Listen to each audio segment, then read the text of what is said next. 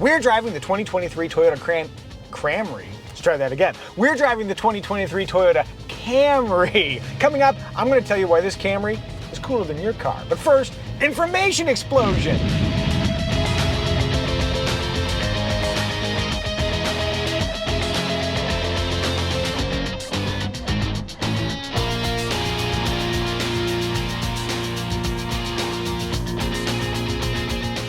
The Toyota Camry is a midsize sedan icon. Let's begin with interior. The materials here aren't my favorite. Like, there's a lot of this pebbly plastic and shiny black plastic, but it's a very functional interior. Door storage here, a small pocket. Sauce pocket. There's room in the door for a bottle, although it must have a sealed lid. Tandem cup holders here, which even in the front position don't interfere with the climate control, which is nice. Then you get this front area here with this little hidden storage nook where your phone can go on top. Also, the center console area is big. Up front here, soft in various places. If you go to the back seat, things get a little bit hard and a little bit scratchy. One material I do really like is the seats. The Softex. I like stripes. They're stripy. Oh, there are stripes. Yeah, I didn't even notice. I was so busy focused on how comfortable they are, the lack of pressure points. And over here, I've got adjustable lumbar support. You don't have it, and that's why you're seething at me right now. But in terms of overall comfort, though, do you find them pretty comfortable?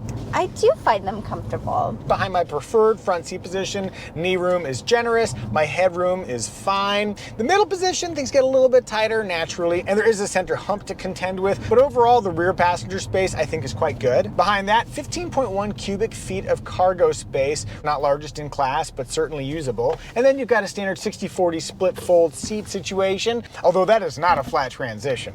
Kiddo, how do you find climbing in and out of the Toyota Camry? I find it easy because it's very low.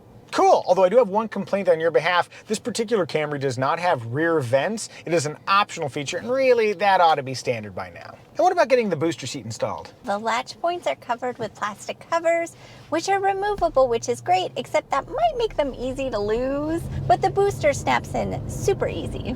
As for safety, man, the Camry is strong. 5-star overall from the NHTSA. In every category, it's a 5. It's a top safety pick plus from the IIHS. 10 airbags standard, plus a full suite of active driver assist, including automatic emergency braking with pedestrian detection and lane keeping assist. Family, what do we think? Is the Toyota Camry family friendly? Family friendly. Family friendly. Yeah, sedan family friendly. Rear window test. All the way down. Bam.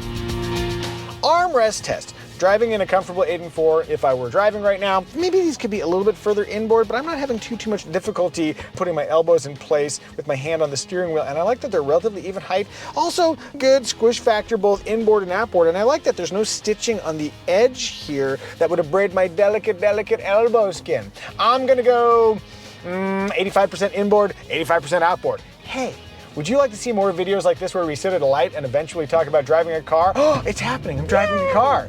If so, you are welcome to subscribe. Oh, and we occasionally do some helicopter adventures too, if that entices you further. Moving onward to style.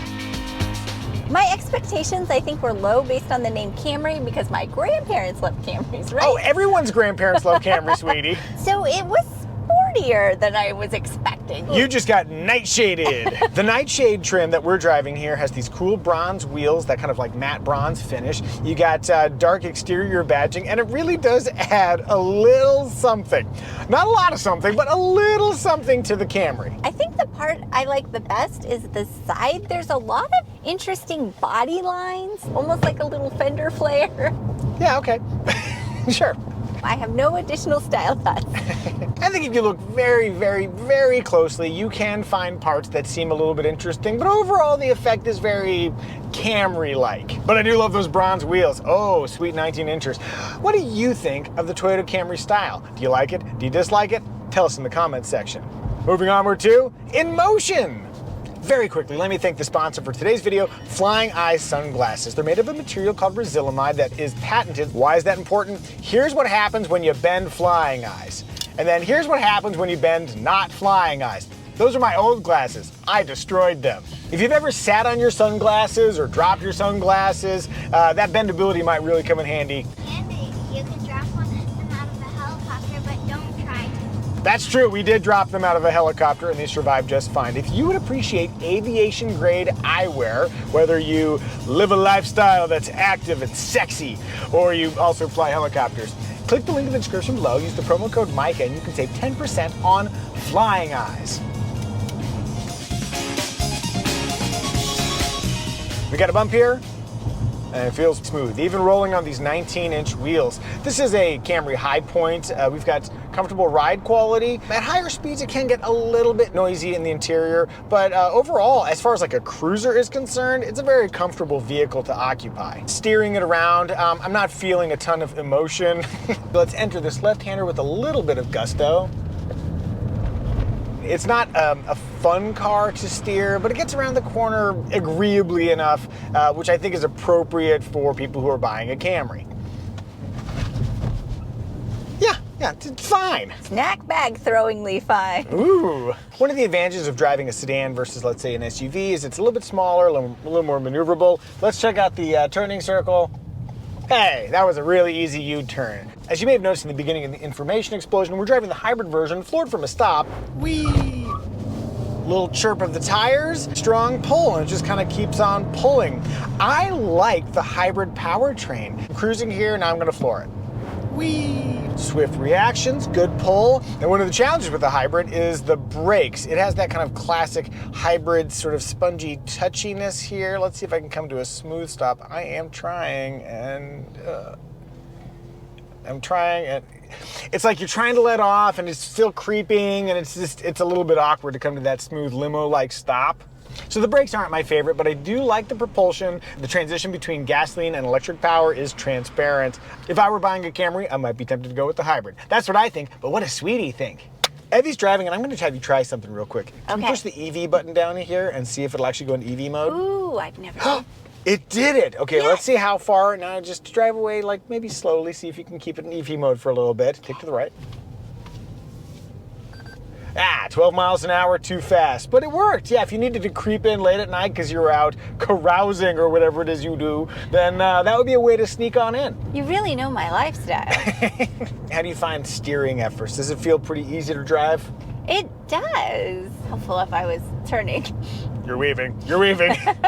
Just trying to thoroughly answer the question, man. How are you finding those brakes? Yeah, really hard to smoothly come to a stop. How's the power? Whee! Ooh, that feels plentiful. Why don't you take a right at this light? Tell me, does it do what you expect it to do? I feel like I can predict what the car is going to do. Since I'm not looking for like exciting steering. She gets all the excitement she needs from right here in life. That's right. Yeah, so it's predictable and you feel like it's comfortable in giving you what you expect. Yes, which is the most important quality in steering for me. Oh, and then lastly, what about visibility? Any issues? No issues with visibility. Would you say you're feeling comfortable driving this Camry? I am. Sweetie's feeling comfortable. I'm getting back in the driver's seat. Overall, we like how the Camry drives, but I wouldn't mind a little more emotion. Forward to emotion factor. Is there an emotion factor here? It's very practical. Boy, that is a very diplomatic way of saying no.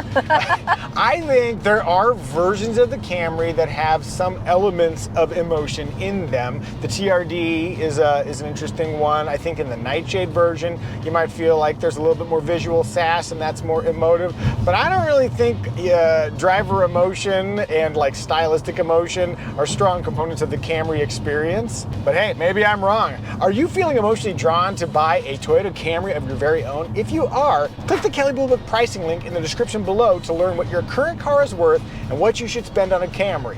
Onward to remarks.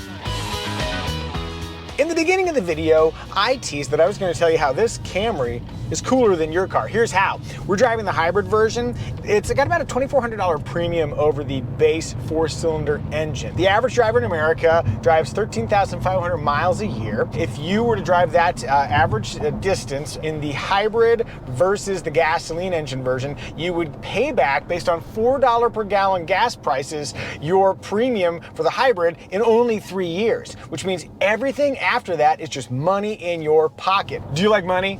Yeah, I bet you do. You'd have more money if you were driving this Camry. That's why this Camry's cooler than your car. And yes, I recognize some people watching this probably do get better fuel economy than the Camry we're driving. Am I provoking them just to increase engagement?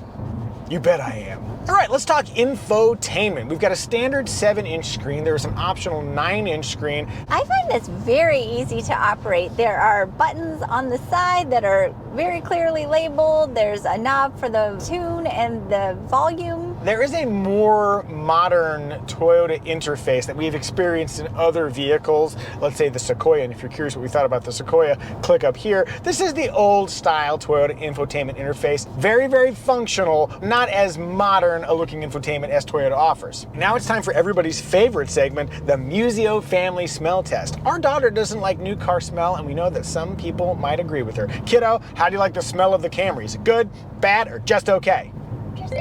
And that was the Muzio family smell test. All right, let's talk engine choices. The basic engine is a 2.5 liter inline 4-cylinder. It makes slightly less horsepower with all-wheel drive and slightly more in the XSE trim. There's the standard fuel economy, and then here's the fuel economy with all-wheel drive. Yes, you can get a Camry with all-wheel drive. It's only $1,500 depending on trim. Then there's the 2.5 liter hybrid. It's extra efficient if you go with the LE trim. Lastly, there's a 3.5 liter V6 that makes a bunch more power, but it's only available with front-wheel drive. If you get a non-hybrid Camry, it'll come with an 8-speed automatic transmission, and in all trims, regular gas is fine. Sweetie.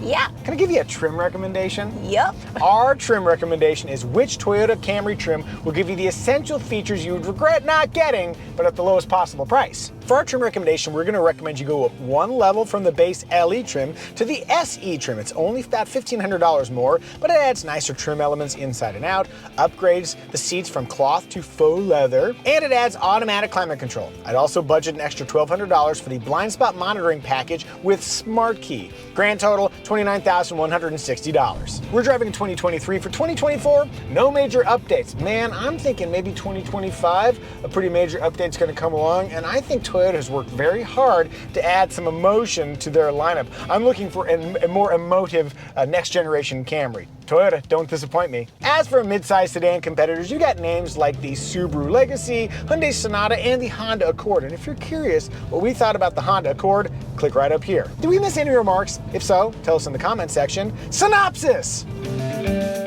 In thinking about the essence of the Toyota Camry, it is not the most thrilling choice, but its practicality is unassailable. To me, it is the PBS NewsHour water bottle of mid-size sedans. It says PBS on it and it just holds some water, but man, I need some water. Family, I think we've done a good job reviewing the Toyota Camry. May I have a 5 and a 5, and you, come get your high five. Bam!